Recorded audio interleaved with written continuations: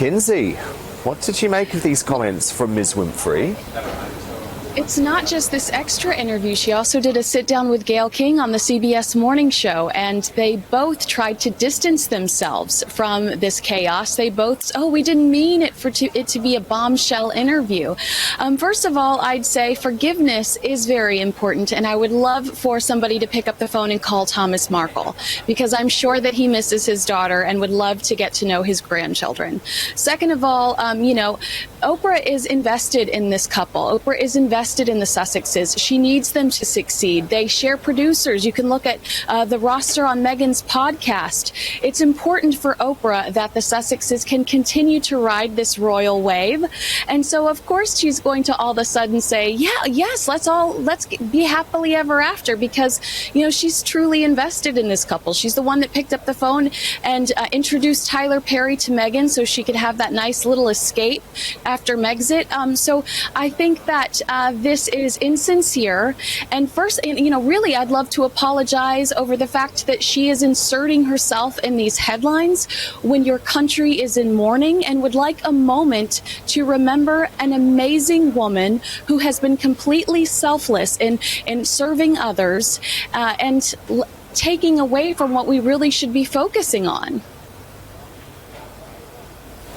Well, thank you so much, Kinsey. We will accept that apology, but to be honest, the apology really should come from Oprah to the British people, because she caused huge consternation and upset and aggro for both Prince Philip in his final days and the Queen in her final days by not doing her due diligence. It's not, Kinsey, that I think she shouldn't have done the interview. Of course she should have done the interview, but the point of an interview is to work out whether what you're being told is true or not. And she didn't do that once. So what's been going down on this interview between Gayle and Oprah on CBS, Kinsey? Because to me, that smacks of these two cashing in on the royal family's grief once more. Yeah, a ton of backlash on social media, and you are seeing what's been cut on social media is actually videos of what they are saying now, which is bombshell. I never meant for it to be a bombshell. And then the way that CBS marketed this interview with all of their anchors and presenters saying bombshell interview, explosive interview. It's just the hypocrisy. We have receipts, Stan. Do they forget that the internet exists? Also, I wanted to stress, Oprah says she does not get into anybody's family business in this interview with Gayle King.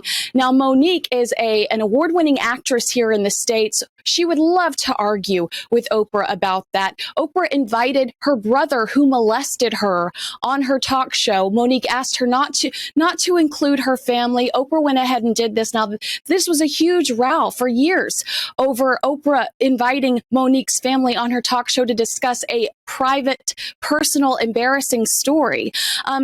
There's another example of Oprah getting into somebody's family business. My friend Adam Glenn interviewed Oprah on the streets of New York, January 2020, where Oprah discusses Megxit, takes up for Harry and Meghan, and accuses the palace of lying. That's another example of Oprah getting into personal family business. So it's just, we see you.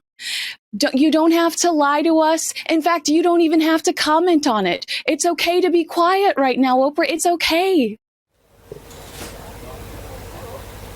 So yeah, it's a little bit rich, isn't it? It's a little bit rich for her to now all of a sudden say, "Oh, I hope this is a moment of peace." And the problem is, Kinsey, and this is why there is so much reluctance within the royal family to spend too much time with Harry and Meghan. They are acutely conscious of the fact that it's very likely that once the Sussexes return to America, there will be another bombshell interview, another leak to Gayle King or CBS or that odd little bloke home in Scobie, and the whole circle goes on again, all at the expense of the grace and the dignity and the respect of the British monarchy.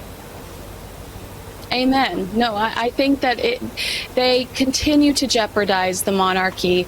And I think that I'm hoping that somebody like the Princess Royal will have a come to Jesus with these two and set them straight. That is I go to sleep at night imagining the Princess Royal saying, I need to have a minute.